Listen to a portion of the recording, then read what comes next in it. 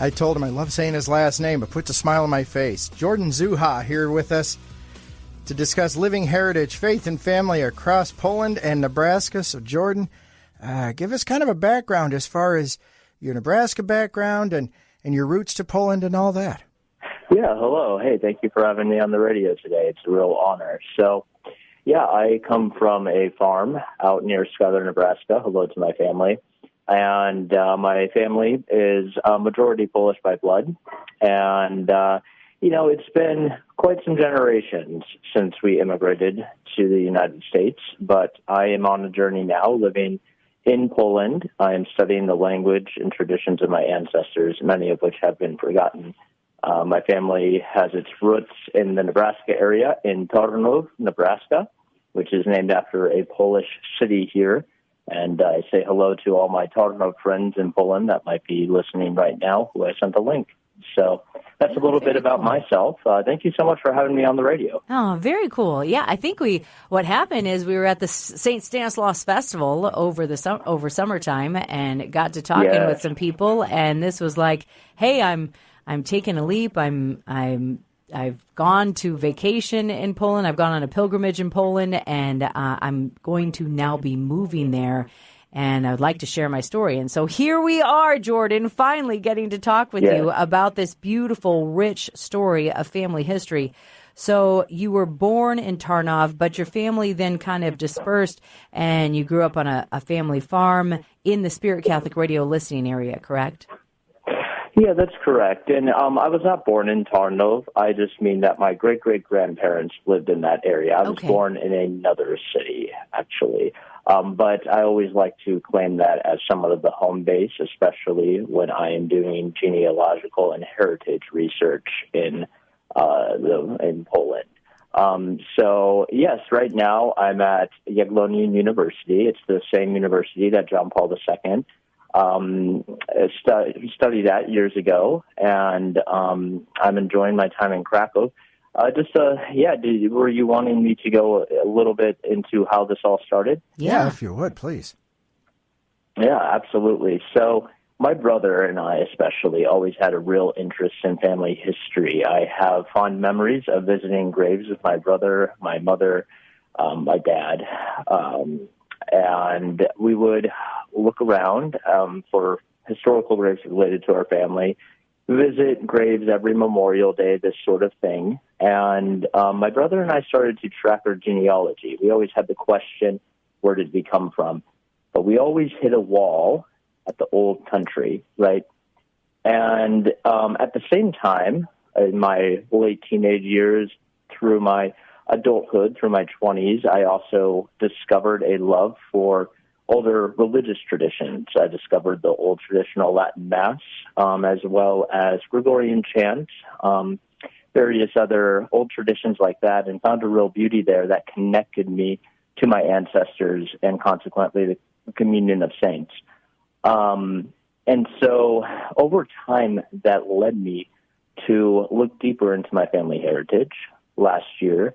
Or this year. It feels like last year because very much has happened in a short amount of time. But I decided this summer I was going to go to Europe, eventually decided I would go to Poland, and it was supposed to be a 2-day journey, but as I started to look more into family history, I found out maybe we can track our family beyond the Polish line, if you will, beyond 1900, farther into the past. And I met some various researchers who have been researching my family name. We tracked down people in the Tarnów area in Poland who may be relatives, and I decided I need to stay longer. At the same time, throughout my 20s, I got very interested in ballroom dance and various other arts. I mentioned Gregorian chant. So I started to research how did my ancestors live beyond just the Catholic tradition. You know, they definitely went to the Latin Mass, but that's only a part of the overall idea of where we came from, right? Knowing the communion of saints. Christ was God. He was also man. And if older religious worship traditions encompass the divine part, well, so does the human part. How did they dance? How did they sing? how did they work? How did they live? Why did they come to America? I started to ask all of these questions. Almost as St. Augustine, when he reviewed his memory to try to find God in the Confessions, it feels as if I'm doing something similar, but in a larger, more abstract sense, maybe, right, with the idea of the communion of saints, learning from my family history, learning from my ancestors, because we stand on the shoulders of giants. And so that's really how it all started. Does that kind of answer your question? Yeah, so you moved there. So then you decided, instead of just take a pilgrimage there for extend it from 2 days to 2 weeks, then you decided, I'm going to move to Poland. Yes, that's exactly what happened, as crazy as it sounds. And you know what? It doesn't sound crazy. And it's interesting because, ever since technology has come out that helps people kind of retrace their roots with the different genealogy kits that you can get, the popularity of that PBS show, Finding Your Roots. People are very fascinated with learning about their roots. From my own experience, Jordan, last week, I found an old VHS tape of my grandma and her sister talking about the roots of the family, and I ended up converting it to YouTube, putting it on the family Facebook group, and all of a sudden it started this thread of, one person says, well, I've got the family tree if anybody wants copies. Well, then, of course, everybody wants copies of that. And so people are just, of course. Yeah, people are so fascinated into this. So why do you suppose you're kind of taking it a step further as far as tying it in with your Catholic faith? So why do you suppose there's this resurgence of this, as far as what's happened in America since relatives came over and ancestors came over here? What happened in America that is kind of resurging this whole thing, Jordan? Right, absolutely. So it's a complex history the more I look into it. I should say that I have a very deep respect for my ancestors. In my family, my dad, my brother, my mom, and I, we like to call my great-great-grandfather King George because really a fascinating life. Was born in 1845 Poland, went through peasant revolts as I learn about Polish history more. Things that I never actually heard much because it wasn't passed down in the family tradition. Peasant revolts, he was orphaned. He was married twice, then moved to moved to America at age 45, and had a bunch of kids here in Nebraska, I should say. So incredible life. Have a ton of respect for what they did because they were escaping very hard times. They were escaping poverty. This is not something to scrape over. It's easy, especially in Poland, I see, it's easy to have a temptation to really romanticize maybe folk culture and dance, etc. In the traditional Latin Mass movement in the Catholic Church, or just more traditional ideas, there's an idea to romanticize the past. The past was darn tough, and they were escaping a lot of hard things. They could have never foreseen the changes that were about to happen in history, though. I know when it comes to religious circles in America, what I'm finding is that a lot of people like to talk about the 1960s were a big upheaval in culture, and this is true.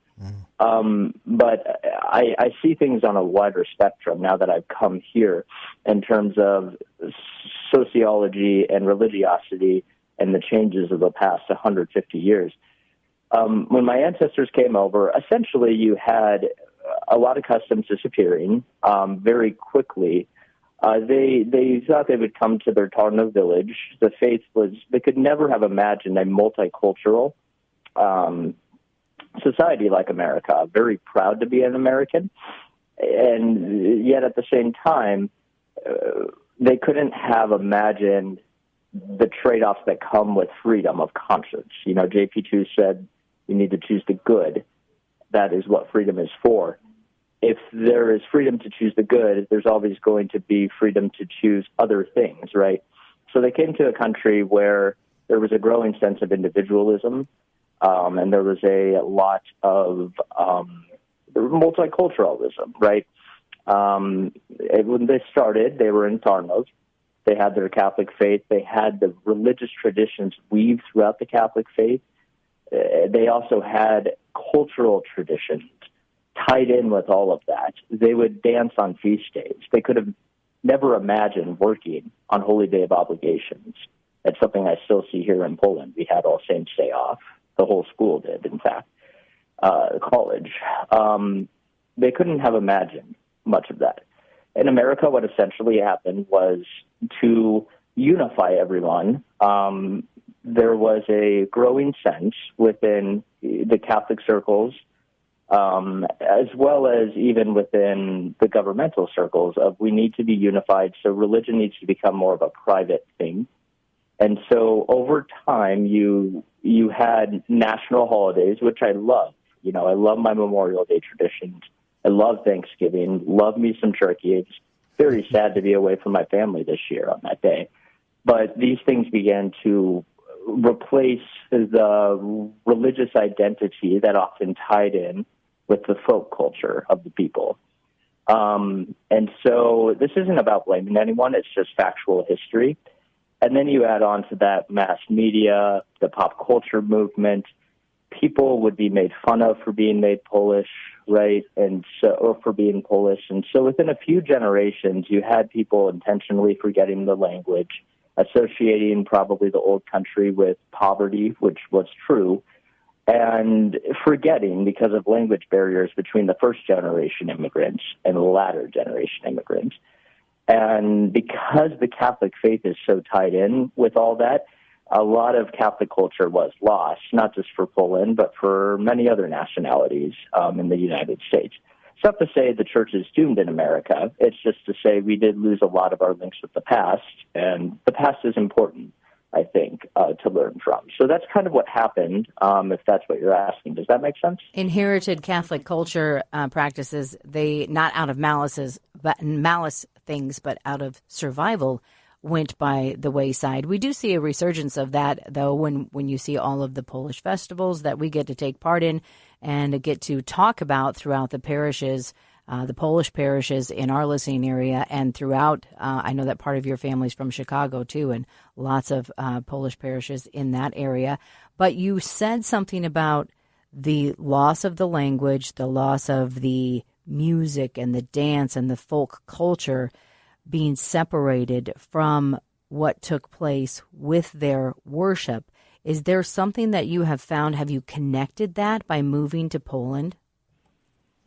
Yeah, I have, actually. So, you know, it's not to say everyone here are living saints. I'm not a living saint myself, right? It is to say that I've noticed more I'll give two examples, you know, Jen. Very briefly. Number one would be when I was going to buy a calendar for 2026. I was looking for one with saint days. And I realized every calendar has them built in because name days, which is basically the tradition that comes before birthdays, became a thing in the United States. The idea that you celebrate your birthday or your year-round celebration the day that you're named after of your saint, right? So if there's a Saint Jennifer, you would celebrate that, your birthday, not on the day of your actual birth, but essentially the name day, right? Every Polish calendar has them still because it's just a part of the culture. Even a lot of people who might not go to church here, even though mass attendance is quite high, will celebrate a name day often because it's just so embedded. Another example is dances I've gone to. I went to a St. Andrew's Day dance recently. And it's kind of assumed. It's almost like the 4th of July here, you have St. Andrew's Day here, and you have traditions tied in with that.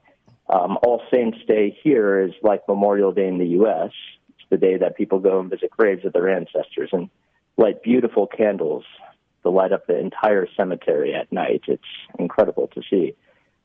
Speaking of folk music, I've recorded a little bit myself to try to relearn this intertwined culture between the folk culture, the religiosity, the society, what my ancestors may have listened to and played themselves years ago.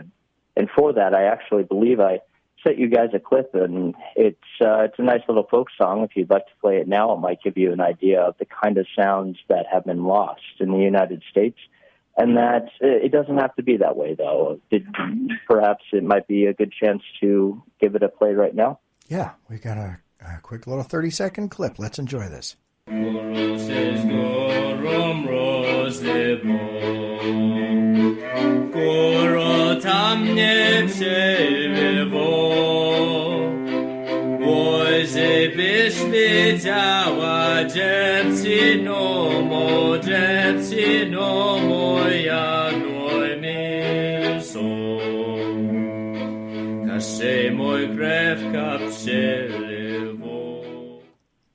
Jordan Zoucha, we're talking with him on Spirit Mornings, and that was a little piece of this beautiful music that you made while you spent time in Poland. Tell us more about this. Yeah, absolutely. So this is a folk song called Rozmowa. It is a song from the Carpathian Mountains. This is a sound that is similar to a lot of Polish folk music. My ancestors definitely heard somewhat similar sounds to this. Fun little fact, it's a sound that JP2 may have heard. It comes from the area right by where he grew up. And he himself loved the mountain, the people of the mountains in Poland. And they even adopted him as an honorary Highlander, an honorary Góral. It speaks of separation and longing and a prayer. It is a song probably at least from the 1800s about a man far away from home. He is talking about how the mountaineer is no longer here. It's no longer here. The first lyrics are the mountain fades into the mountain, almost as if he's looking into the distance and thinking of home. And he's spoken to his wife or his girlfriend. Often it's interpreted as a war song, but it was written in the 1800s, which for me might denote that it could be a song of separation after immigration. Sometimes you had cases where a husband and a wife would be separated for a time. That was the case with the founders of Tarnów, actually, in Nebraska. And I think that it helps us learn from the experiences our immigrant ancestors went through. We can honor them in this way. We can look up to them as a part of the communion of saints, without canonizing or assuming that all of them are in heaven, right? We can learn from them and what they did and their faith and their daring. I also think it fits an Advent theme quite well, that sense of longing, right? So, yeah, essentially, this is a nice little song I wanted to share, recorded with my friends in Krakow, Jan and Monica, and had a great time doing so. Very good musicians, and want to give a shout-out to them as well. So, well, we really enjoyed it as well, a little bit about Jordan. That song. Yeah, Jordan Zoucha talking about living heritage, faith, and family across Poland and Nebraska. And, Jordan, I've got family or roots in Ireland, Italy, and Germany, and I always think if I go to any one of those three, I'm going to want to look up distant relatives. What was that like for you, the experience of finding your distant relatives in Poland? Yeah, that was an incredible experience. I met some folks who are very, very likely some distant relatives. We're still working on confirming it. Mm-hmm. I don't want to, when you're talking about distant relatives, there's a lot to confirm and a lot of slow research with this, but right. In any case, it was incredible to meet folks who are from that same village area and to hear their stories, to hear stories that may be tied to my family as well. And this is something we're still working on, but it's been a delight to meet them, but not just them, but everyone in the home village, whom in some way I'm probably related to each and every one of them. Because that's how villages work. Yeah, especially probably with that last name that you have there, Jordan. Jordan, what's your goal for the next year there in Poland? Yes, that's a very good question. So I'm still determining that, but I am hoping to continue to study for at least the next year, and maybe even a few years, the folk music of my ancestors in the Tarnów area. To try to learn more about the sounds that they would have heard and their folk customs, both from a sociological standpoint, but also the religious standpoint. and to try to enter those as much as possible, not just to read about it in books, but to join folk festivals, to learn how to sing songs that they may have sung. Quite a challenging project because so much has been lost to history, especially after World War II. And to try to make connections between the old Poland that still exists in Nebraska and the Poland that still exists in Poland, and to try to, number one, encourage people not to forget their heritage in Nebraska, and number two, to continue to be a witness to help people remember their tradition in Poland, to keep remembering their tradition, because it's quite strong here in Poland, relative at least to the Midwest. And there's simple steps that folks can take back home. I mean, you can look up maybe one of those candlelit Advent masses. They're called Rorate masses. They're every day in Poland. It doesn't matter if it's a Latin mass or a Polish mass or the new mass. In Nebraska, you can still find a few. If you look up Rorate, Chili Mass, candlelit 6 a.m. masses, would definitely recommend folks to look up maybe St. Francis or Immaculate in Lincoln, St. Francis in Lincoln, or Immaculate Conception in Omaha if they want to experience this old, almost universal European tradition that's almost been forgotten.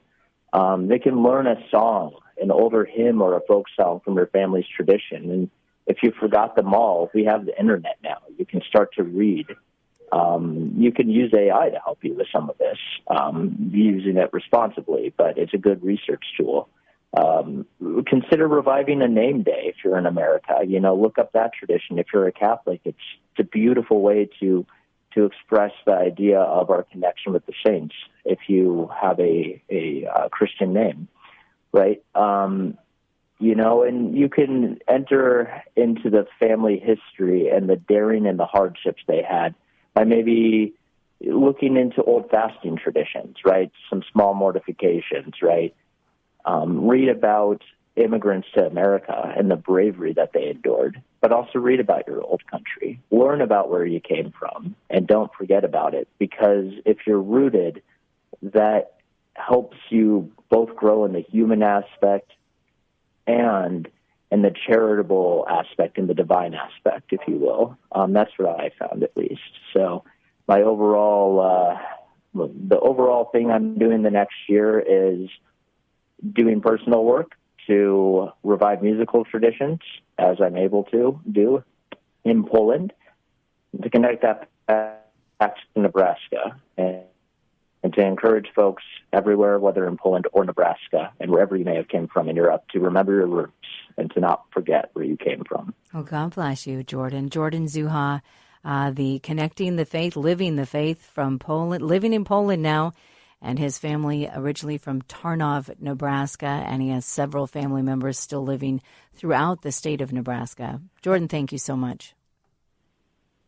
Absolutely. It was an absolute pleasure to be on Spirit Catholic this morning. I hope all is well back home. Maybe a little bit warmer than here in Poland, but I hear it's getting cold there too. Absolutely. Well, but I wish everybody a happy Advent and a happy Christmas. You too, Jordan. Thank you so much. After talking with Jordan, I feel like, we do Rome to home with some seminarians. Maybe a couple of times a year we check in with Jordan and do Poland to home, just to kind of see how things are going with him in Poland. And Jordan, if you whenever you make your way back to the States, if you're anywhere in the Omaha area, we'd love to have you pop in and hang out with us in the studio sometime. God bless you and have a good Christmas. My pleasure. I always say after my visit to Poland, my heart will never be the same. That country changed my heart forever. It is a powerful witness to the love of Christ, the country of Poland. Praise be to God. It's 7:33, Spirit Catholic Radio weather. Well, actually, we've got our good news update. Yeah, All we're going to meet a retired police officer who found his